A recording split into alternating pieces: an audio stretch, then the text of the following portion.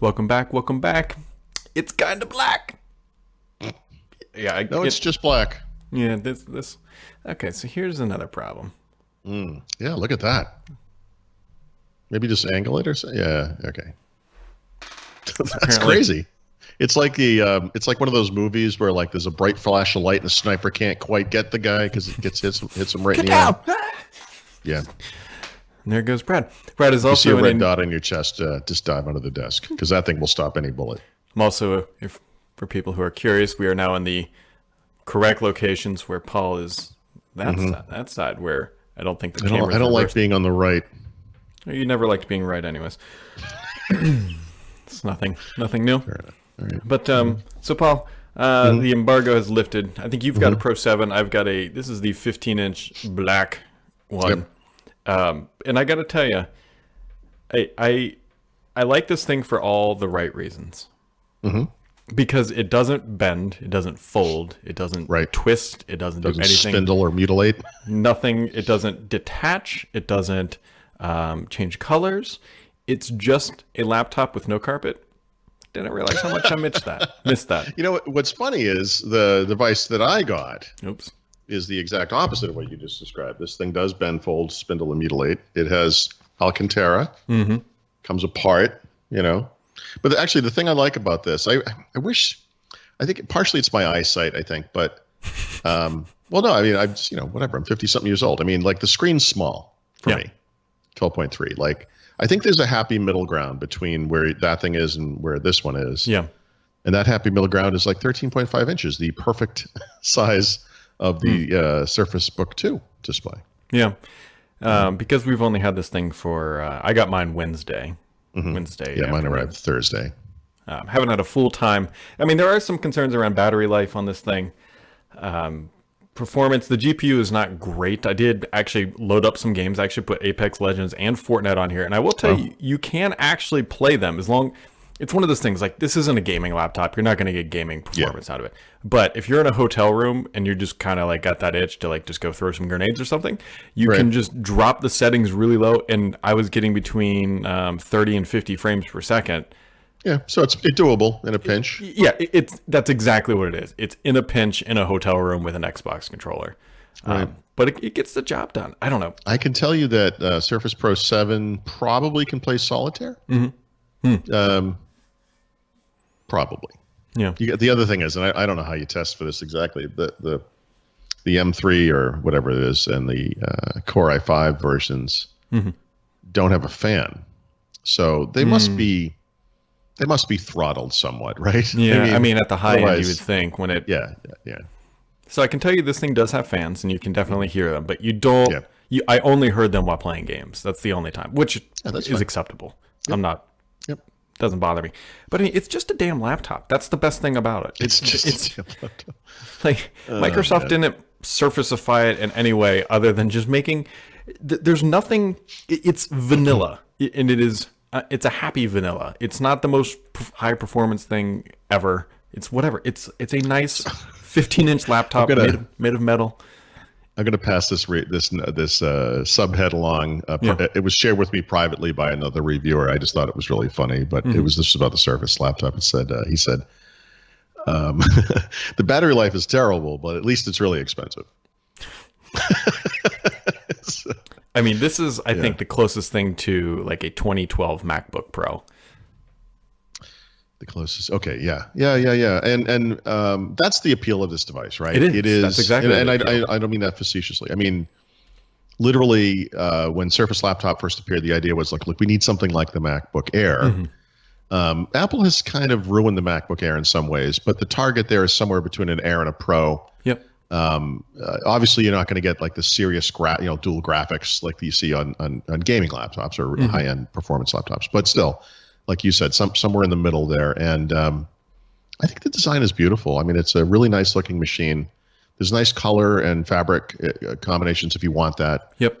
I think it's important for Microsoft to have a laptop, because they do a lot of experimentation with form factors, but laptops are always good. Yeah. This is the Honda Accord of the Surface lineup, which is fine. And millions of Honda Accords are sold every year. Right. It's not a bad car. It's just It's just a car. Like this is just a laptop. Well, no, it's better than a car. Like actually, like just to talk cars for a second. I mean, Honda Accords or Toyota Camrys, whatever you want to say. Like actually, these are really nice machines. Yeah, actually, they are. I've been looking. Like the new ones have heads-up displays. Yeah. It does lane centering. It does. They get dumped on because they're just like the mainstream model, whatever. Yeah. But you know what? They are very good cars, and I think that applies to the Surface Laptop too. Mm-hmm. It's easy to make fun of it. I noted that. Like 27 years or something after the laptop was invented, Microsoft finally came out with a laptop, or whatever the number was. But like I said, I when you have a complete product line like they now do, I think, you need to have that product in the market because that is, where presumably where the mainstream buyers are. Sure. Although, for whatever reason, as we know, the Pro type models, I would call them the 2-in-1 tablets because there are different, like there was a Surface 3 and a Surface Go, are the ones that actually do sell the best for Microsoft, for whatever reason. Yeah. I think it's probably because of the way they're pitched and sold. I bet they sell them at better discounts and all that stuff. The interesting thing is this is the AMD version. You can't buy that in the corporate world. Only the Intel version is available. And so only the consumer can get the AMD version, which is an odd choice, but...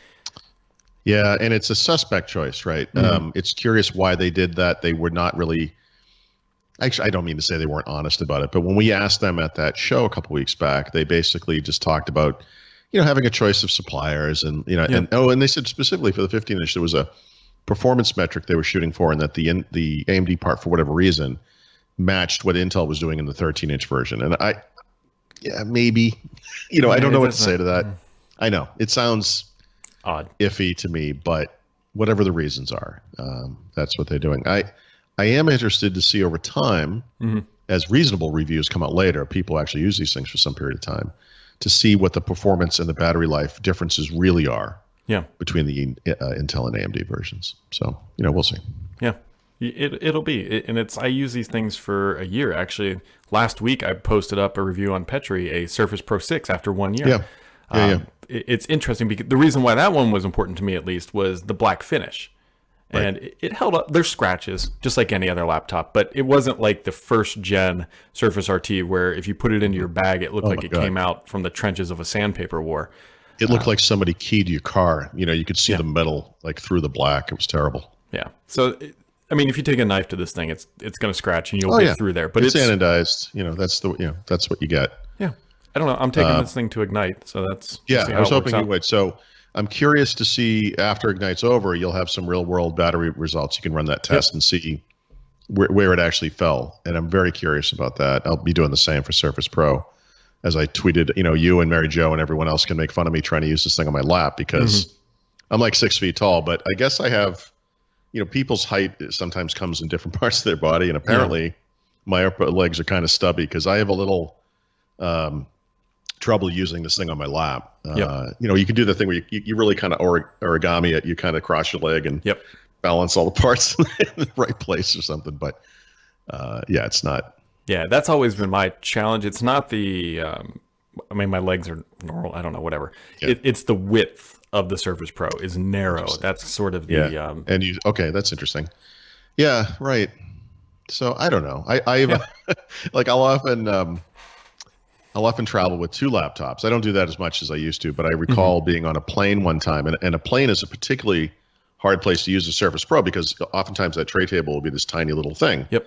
You need room for like the 2 parts of the kickstand, but you also need something for the the keyboard to lay on, and oftentimes you don't have the depth that you need for that, right? So that's an awkward situation. But one time I brought a second laptop. I don't remember what it was, but I actually put the laptop on the tray table, lengthwise, and then I put the Surface Pro on top of that. So I had like a bigger surface on which to put this Surface. Yeah. So, and did you order a Pixel 4? Yeah, it's arriving tomorrow. And we'll see how it goes. I have, as I always do, Brad, with Pixel, high hopes and realistic expectations. You know, I don't know what I'm going to do if this doesn't work out. So I'll be curious because the initial reviews are not looking so. Oh, really? Yeah, I haven't looked yet. I look, I know. Well, okay, so I'm worried about reliability. Obviously, that's been a historical problem with Pixel. We'll see. I mean, I feel like they got to get it right eventually. It's it's been an issue. the camera's obviously going to be pretty great. They don't have ultra wide. Nope. This year, and they downplayed that to their detriment. I found, I thought their photography presentation thing at the event last week was very credible, except for that one part where the guy said, "We don't think ultra wide is as important as zoom or telephoto," and it's like nobody cares what you think about that. That's what people want. They want both. Yeah. So you got to have both. Like, that's just dumb. And if you look at that giant cube thing on the back of it where the camera is, there's like 2 little cameras in there, right? So there's obviously room for more lenses. I'm thinking this is their new design style. Next year it will look exactly the same, but they'll add that third ultra wide. So there's that. But it all look, as long as the basics of the photography are excellent, and I think they will be, it's going to have that full Google Fi thing, which I love. I do like stock Android a lot. Yeah. I'm really trying to justify this in my head. How do you feel about battery life? Yeah. So I did get the XL, and I think that's going to be fine. The little one has a tiny battery. It's under 3,000 milliamps. I think it's like 2850 or 2800 or something. That's crazy. Like that's a battery from like the 1990s or something. Like that's really small. But the larger one I think it's up in the 3800s. I think anything close to 4,000 is probably okay. So it does do fast charging. I don't know. I have a lot of questions. So as you can see, like if you made me, I could just stumble about this all day long. I seriously go back and forth on this all the time in my head. Yeah. We'll see. It'll be there soon. Yeah. Yep. I'll be curious. A lot of new hardware this week. A lot of new hardware.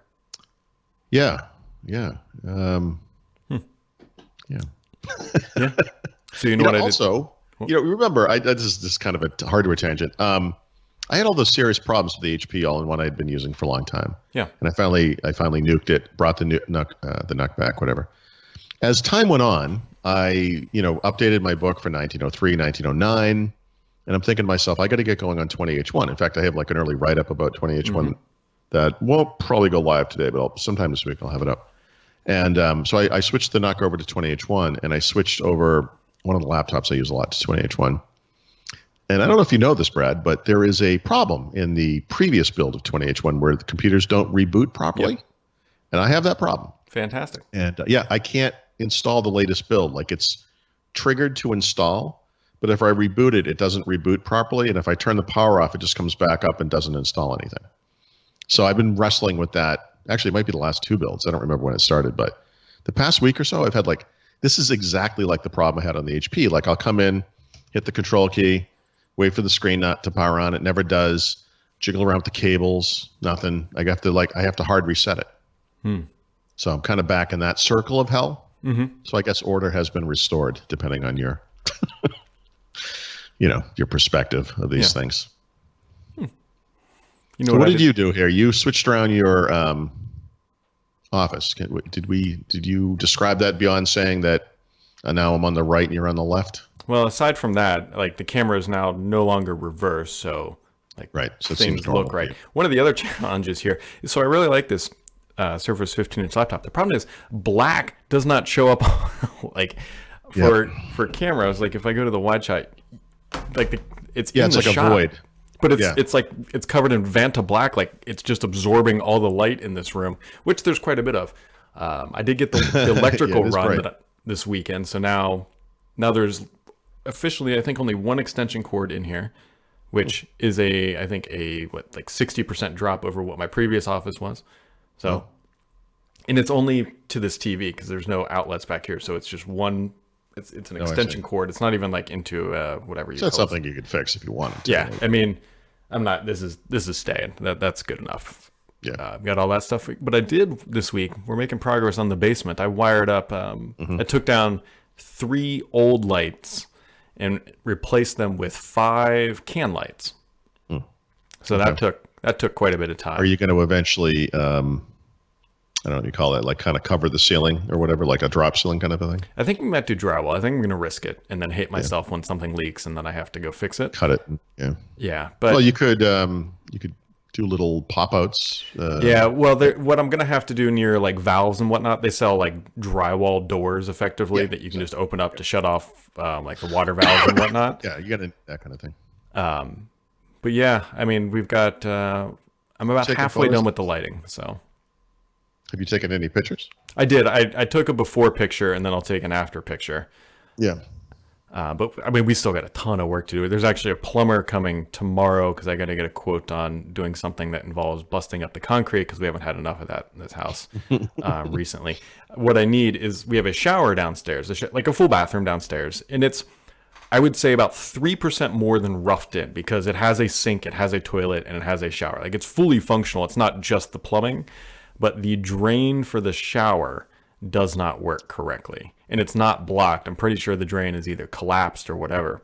So here's the thing, is I need a drain reinstalled, and it needs to run through the concrete. Thankfully, I think it only legitimately has to run like 3 feet. It's not like something across my house because there's a toilet right there. They should be able to tap into that drain. I'm not really feeling like I want to break up concrete. And so we're going to see, I'm hoping it's less than $1,000, but we'll find out. I don't know. Like, it sounds, I don't know. Cutting into concrete. Well, that's not hard. I mean, that's primarily just time, right? Yeah, no, I know, but that's time is where you spend the expense, or where you spend the money. $100 an hour or whatever they charge. That's probably, anyway. So that's the thing. And then actually the AC guys are coming back because I'm going to have them do a little bit of duct work to remove. There's just an odd setup with the duct here. They ran in like sometime in the 70s, they ran an additional line because one of the bedrooms was cold. But what I'm going to have them do is expand another part of it and then just completely rip this line up. Like, it literally runs the entire length of the house for one bedroom. It doesn't make sense. And the guys that put the new stuff in said, look, you can get rid of this whole run, which will free up, no joke. There's a furnace duct or return line that runs the entire I-beam of the house, the entire. Right. And so getting rid of that will free up a lot of headspace and make it feel better down here.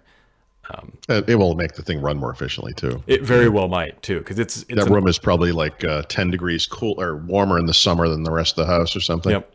So we'll see. Those are the last two things, and then once the electric's done, which realistically could be done next weekend if I wanted it to be, like that would be all done.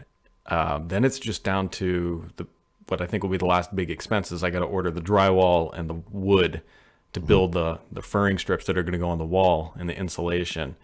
And then it's, again, you're describing a project I would never take on personally. I don't know if I would either, but here we are. So, and then we're supposed to get a bunch of rain today, and my brand new sump pump's going to get a test. So we'll see how that goes. That's exciting. It's exciting. Cool. Maybe, not really. Like, if all goes well, nothing will happen. I'll just be sitting down there just waiting. The excitement is nothing happens. Right. So I think we're going to get enough rain today that would have previously brought water into the basement. So that should hopefully not happen now. If it does, then we'll have a delay. Oh my God, can you imagine?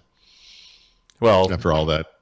Yeah, I mean, if it didn't work, effectively what we do is we just call them up and complain and be like, look, your thing didn't work. You guys got to come out and fix it. It would be real annoying because the basement's disorganized but clean. Like, everything is in the center of the basement because we had to clear the walls, but it's no longer dusty. Like, it's all like it's clean trash. Yes, exactly. Like, I vacuumed concrete, which is that's my kind of organizational thing, and that's what I do. I don't actually get rid of any garbage. I just organize it so that it looks just nice little piles. Right? Yeah, it looks good. It's and we'll end on this because I think you'll appreciate this. This is just another great moment in parenting for me. So we went to the pumpkin patch this weekend, and we've gone to this place before, and it has a bunch of like kid activities. And we get there, and I was thinking, man, we should go do my daughter's favorite activity first, because I was thinking we weren't going to be there that long. We didn't know about whatever, and I got like 60% of the phrase out of my mouth before I realized what I was saying. It's like, hey, sweetie, you want to go on the zip line? Yikes! For those who aren't aware, my daughter's arm is broken, and you can't throw a kid down a zip line with one arm. One functioning just George of the Jungle, the situation. Pins in the other arm. So she'll probably be fine. Yeah, after the emotional scarring is all done. So therapy. I assume because this is something she does really want to do, this did not go over well. Not really. No. Yeah. No. Just like when I throw cheese sticks at her still and she can't open them and I laugh. It's one day I hope she looks back and laughs, and hopefully I'm sure they had candied apples or something that she could. She got her face painted, and she was able to get a pop cat. I mean, it was fine. Yeah, but it was just almost as good as me as when she got out of the shower. I'm like, put your hands up so I can take your shirt. Oh, yep. Right. Sorry about that. So, anyways, there you go. You got anything else for today, Paul? No, just pray for me in the Pixel phone. The usual once a year thing. And I'm not. I got to tell you, the hopes aren't all that high. They really. Yeah. The thing is, like, what I'm asking for is so basic. I don't even. Yeah. What you were asking for, Paul, is this. Is a phone that works. Is this, right? Just a phone that doesn't twist, doesn't fold, doesn't bend. Just a Google phone that is vanilla, that works in every way, shape, or form. Yeah, I feel like this company doesn't understand how reasonable the request is here, that it's reliable. Yeah, it doesn't. You don't have to put it into space, bring it to Mars, and then send it back. I just wanted to make a phone call and not break when I stick a USB, cord into it. Just the basics, Yep, just the basics.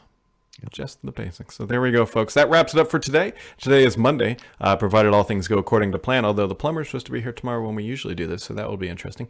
Have yourselves a wonderful Monday. Oops, wrong one.